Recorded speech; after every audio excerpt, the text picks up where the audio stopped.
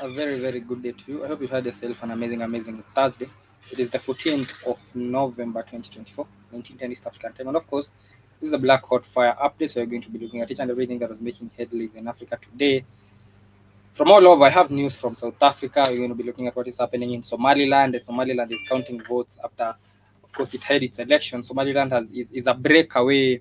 Um, it was part of Somali, but now it's an independent place. It's an independent country in It's called Somaliland. It's having its votes counted after, of course, its election. So we're going to be looking at that. Apart from that, we're going to be looking at South Africa, where South Africa has declined.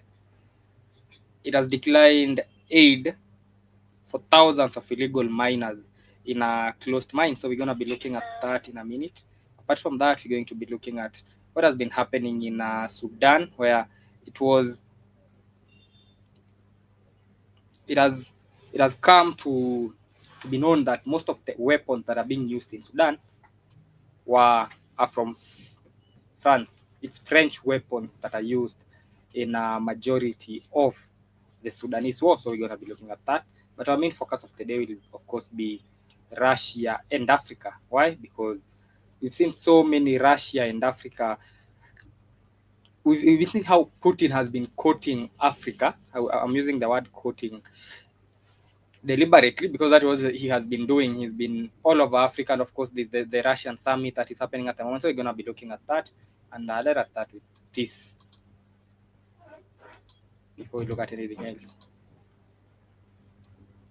Our next story is about Africa and Russia.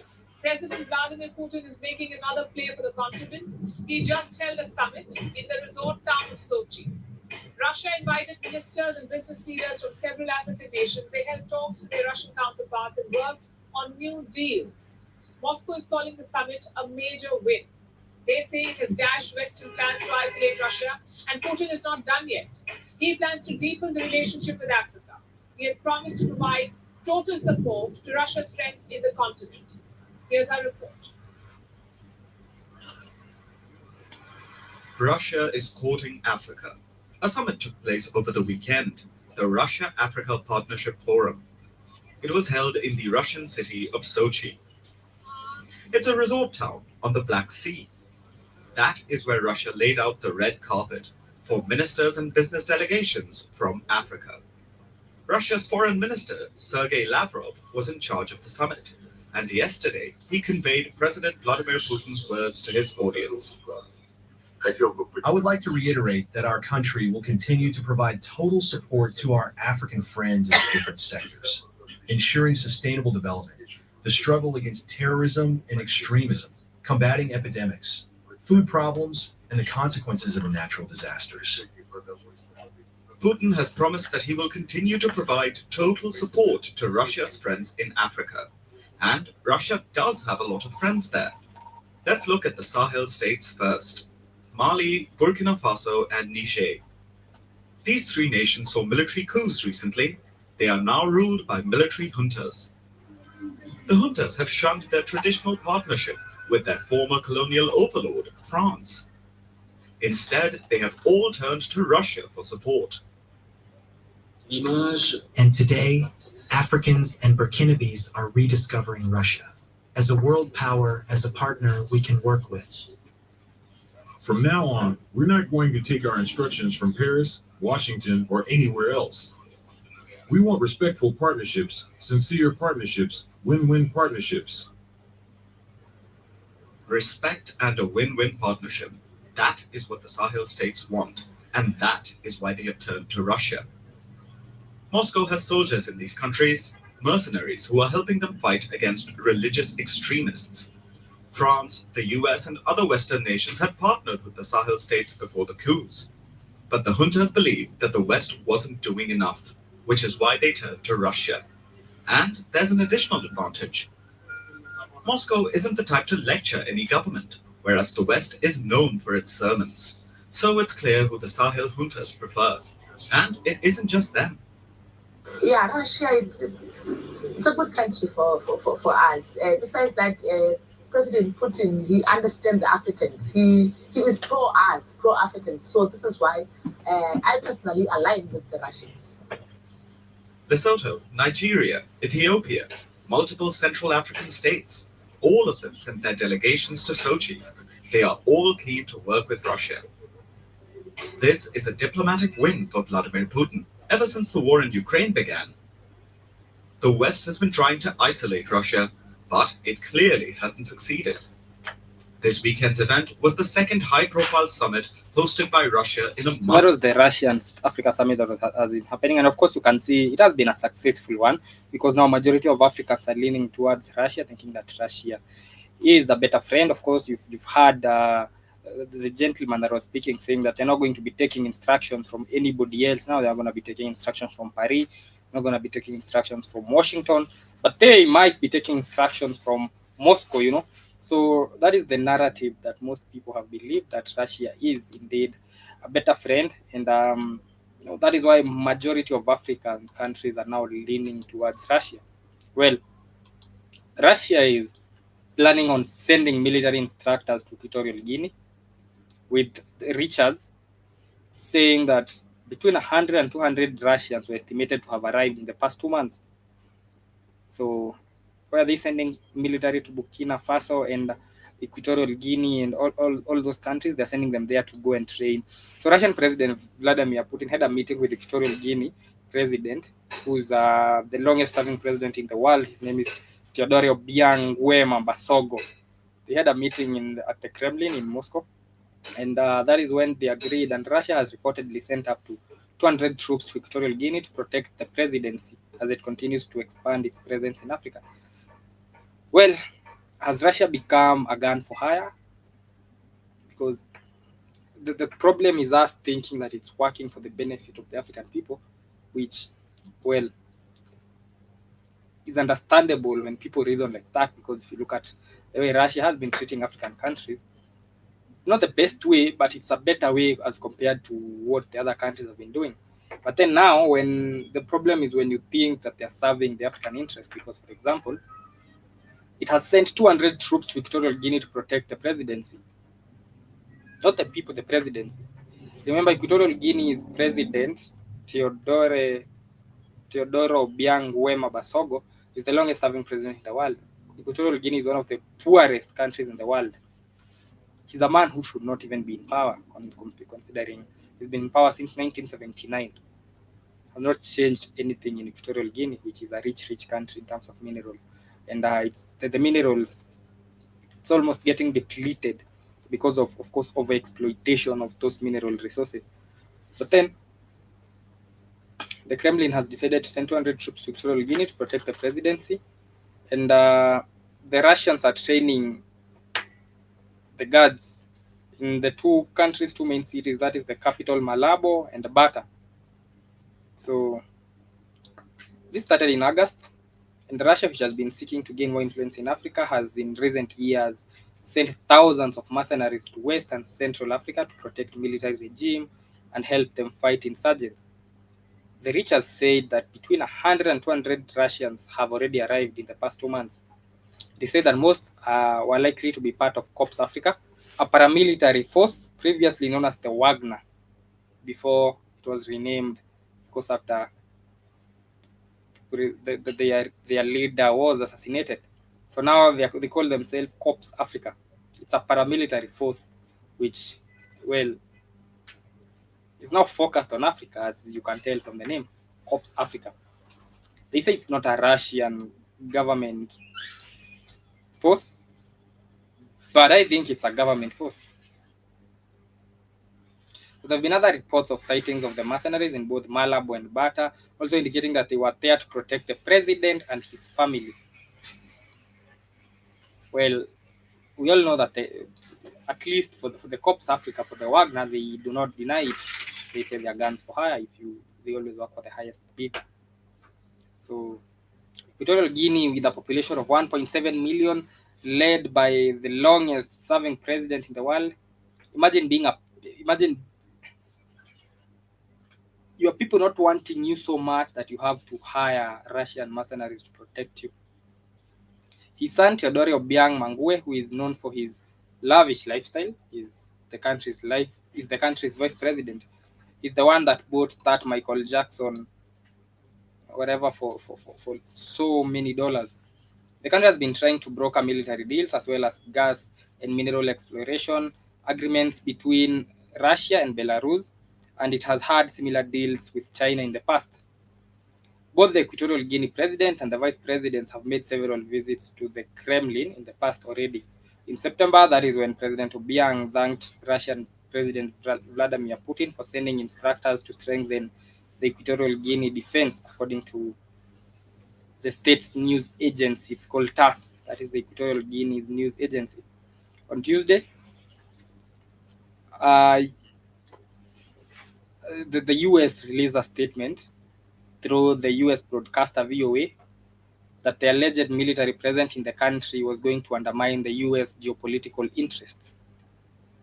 That is according to the US-based,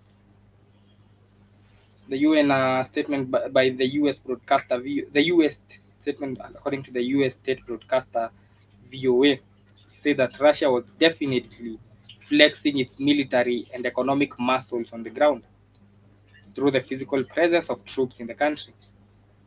Remember, the US has previously had investments, including the country's energy sector, but the interest is not as strong as it used to be, because, as I said, there's been over-exploitation of resources in Equatorial Guinea to a point that they are almost getting depleted. There has been over-mining and over-exploitation. Some countries in West Africa have had coups in recent years, and they have moved away from traditional Western allies like France, accusing them of not doing enough to quash jihadist insurgency and, of course, neocolonialism, and they have therefore been seeking closer ties with Russia.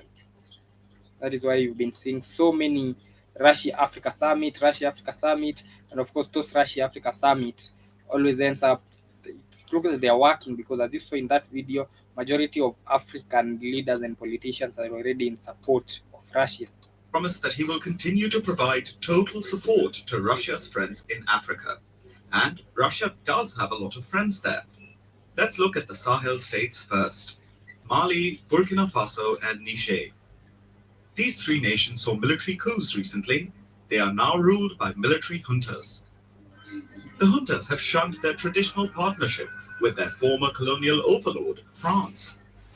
Instead, they have all turned to Russia for support. And today, Africans and Burkinabes are rediscovering Russia as a world power, as a I just wanted to show you how it has been working. This is the foreign minister of Burkina Faso. His name is Karamoko Jean Traore. And as you can see, he's already in support of Russia, claiming that, Africans have rediscovered Russia, and Russia looks like it's going to be the new friend. So it's not the talk. The talk is no longer about Africa being independent, now fully independent.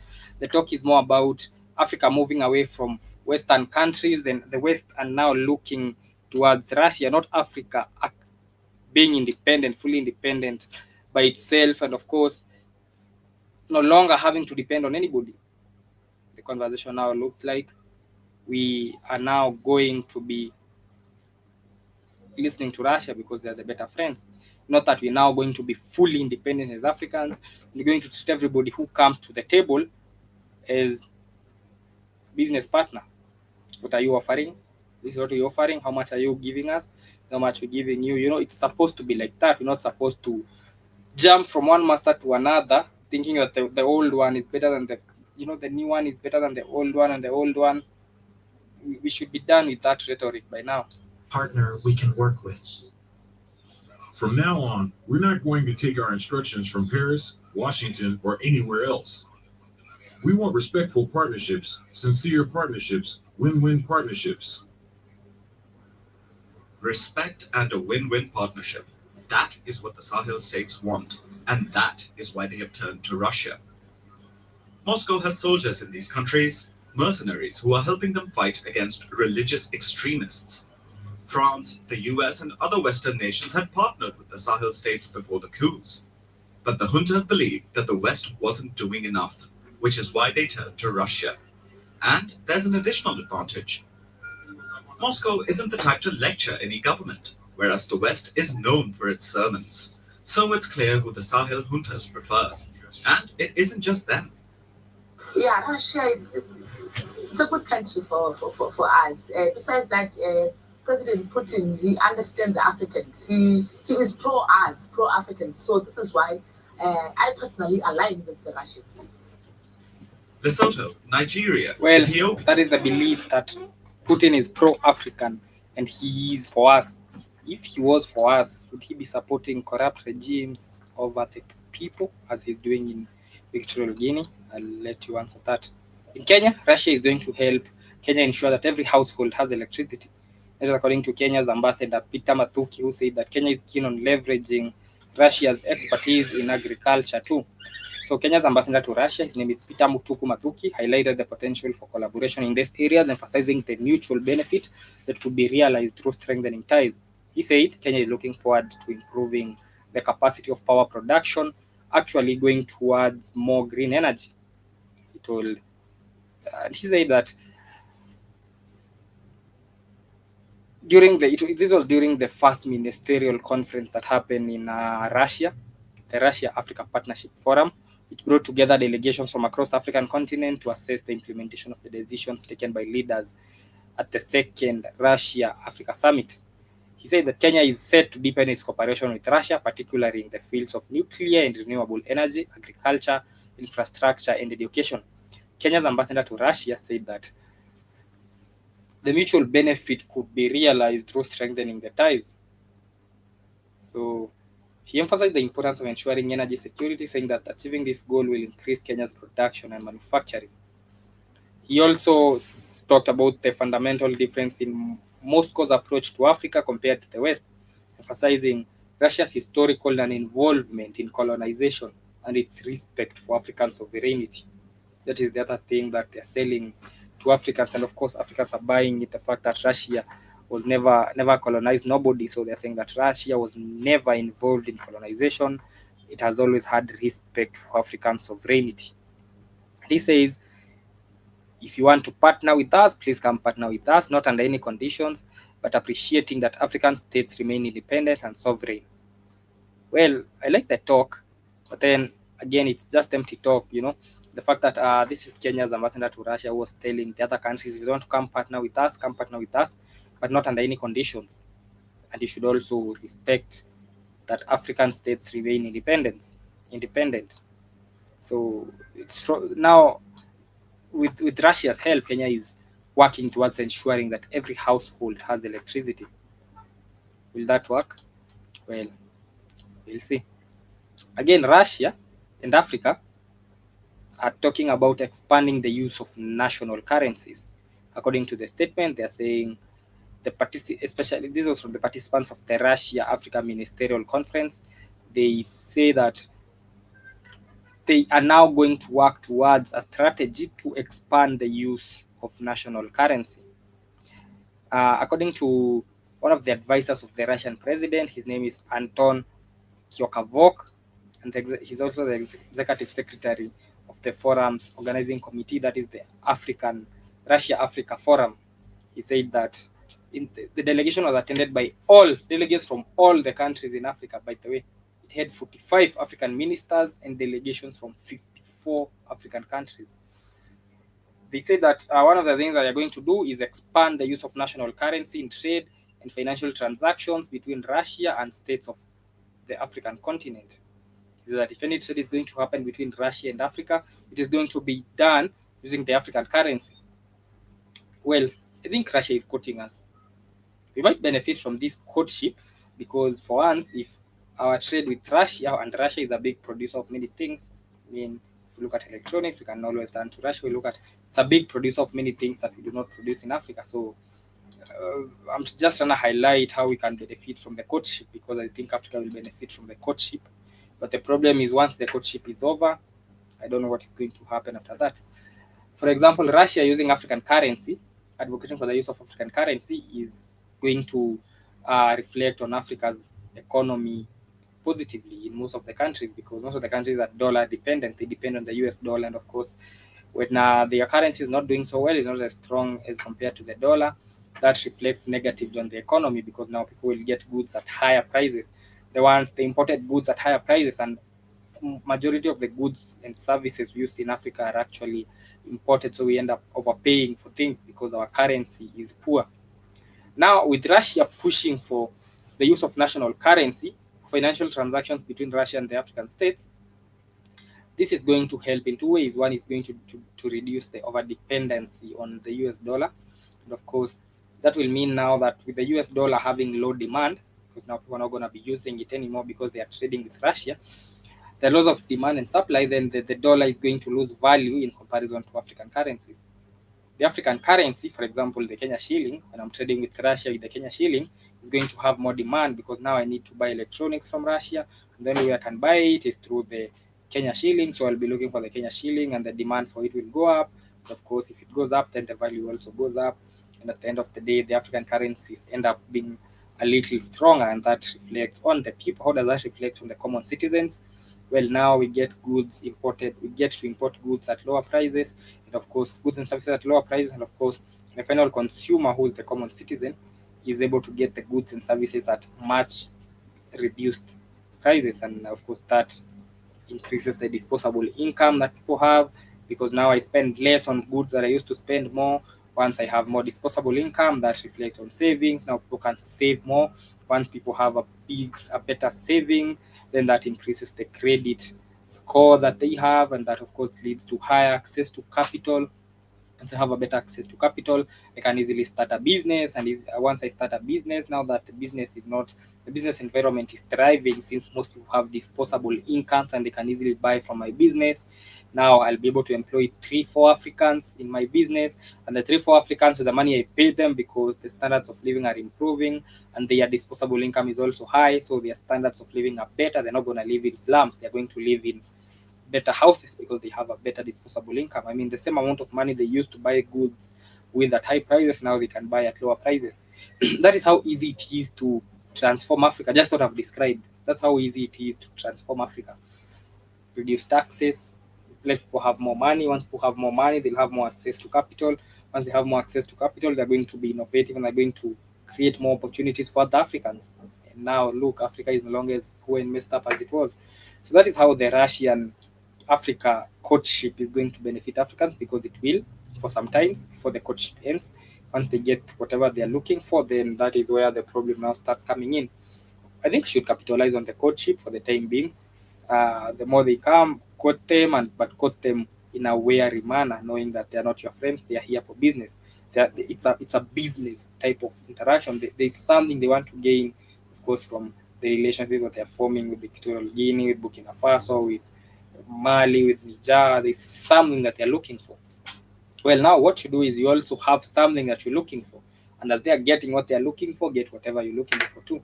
If that is strengthening your currencies, because you're now not reliant on the dollar, if you're using the Russia to capitalize on and leverage on having, of course, a better currency for yourself, then that works for you.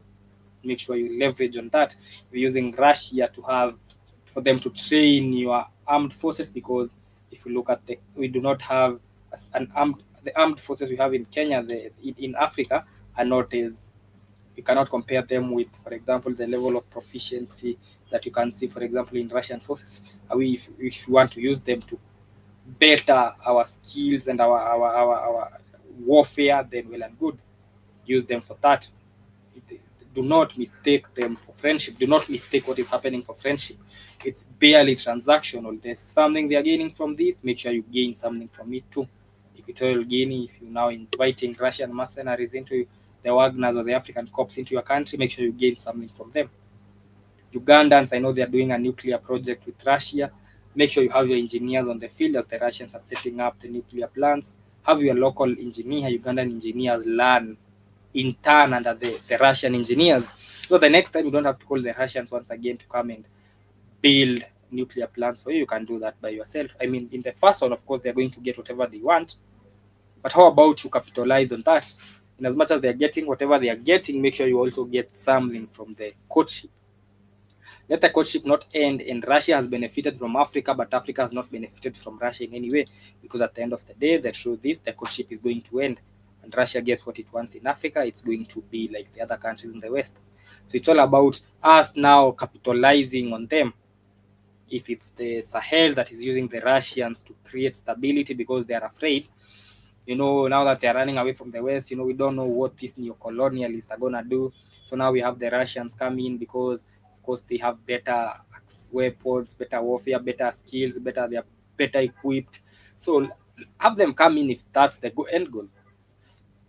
The end goal is to attain stability in your country, well and good. But what are you benefiting from them? Because at the end of the day, we're talking about paid mercenaries.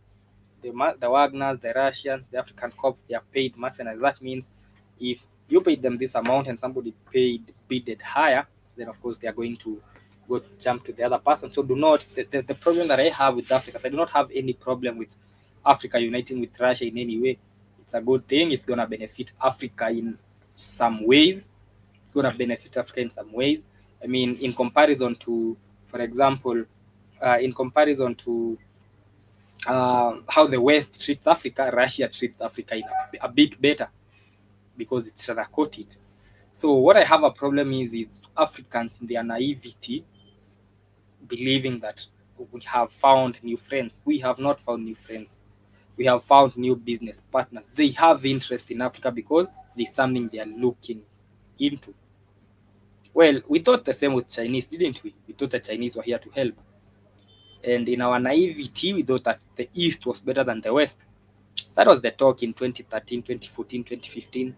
And all African countries went to China. Now look at DRC. Most of the mines are owned by the Chinese people. What has changed? What has changed in DR Congo? DR Congo is still as poor as it was before the Chinese went there. Well, something really has changed. When I say nothing has changed, I would be lying, because something has changed and something has gotten better. The economy has gotten better, but it's not Congo's economy that has gotten better. It's China's economy that has gotten better. Kenya, Tanzania, every other African country ran to China, saying the West is bad, the East is better. The East is the better devil. China is here to help us. And we went, took loans, and they came, built white elephant projects all over. And now DRC, for example, is building the world's largest dam. I mean, why do you need the world's largest dam in a country that is war-ravaged? What people need is peace, stability, food, and medicine.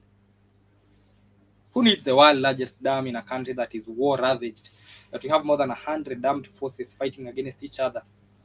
But then we ran to China, took white elephant project, took white elephant loans, built useless projects like the Kenyan Railway and the Tanzanian, and of course so many other things that were not beneficial. And now we're paying the loans and paying them dearly.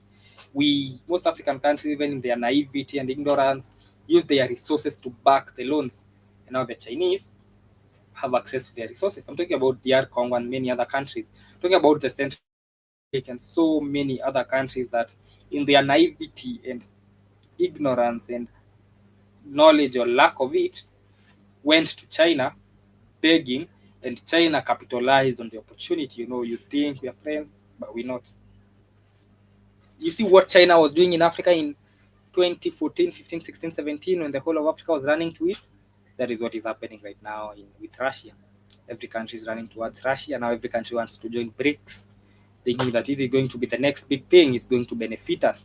Well, if I was an African president, this is what I would do. I would fully capitalize on the Russian courtship. I would invite them to my country. Let them come build nuclear plants. Let them come give my people electricity. Let them come with their warfare and train my soldiers. Let them come do all the development that they want to do. I would capitalize on that. What are they gaining? That is what I would be asking myself. What is it for them? This is it for me. What is it for them? I would weigh the two. And if what I'm gaining is more, what my people are gaining is a nuclear plant. If a nuclear plant in my country is going to make the standards of living for my people better, if a better equipped army is going to make life for my people better, if having better agricultural equipment is going to benefit my people, then go for it. But know that these are not your friends. Treat them as so. Treat them as business partners, because that is what they are. And be witty in your engagements, and as you signing the MOUs, and as you doing your understanding, and as you interacting and collaborating with them, be witty. Be wary. Do not go there in your naivety, thinking you've gotten new friends who want to change Africa all of a sudden. They do not care about Africa as much as they think they do. Be witty. Be ready to terminate the engagement at any time. Have the cards in your hand. Make sure you are on the broader side of the table. Make sure you're not the one on the begging side, whatever happens. Control the cards. But now the problem with us is we are a very naive people. Easily fooled, easily manipulated. And so now we believe Russia is Africa's new ally. Is Russia Africa's new ally or a new foe? I think Russia is Africa's new business partner. They are doing a courtship. And my advice to African politicians, even though they won't listen and they never do, is capitalize on that when you can. Because once they get what they're looking for, they are gone. Anyway, Joby is coming up in the next 19 minutes, of course, with a show. Make sure you join her. This has been the Black Hot Fire Thursday updates. I'll be here tomorrow with the Friday updates, talking more about Africa and, of course, everything else that has been happening in Africa. I hope you enjoy the rest of your day.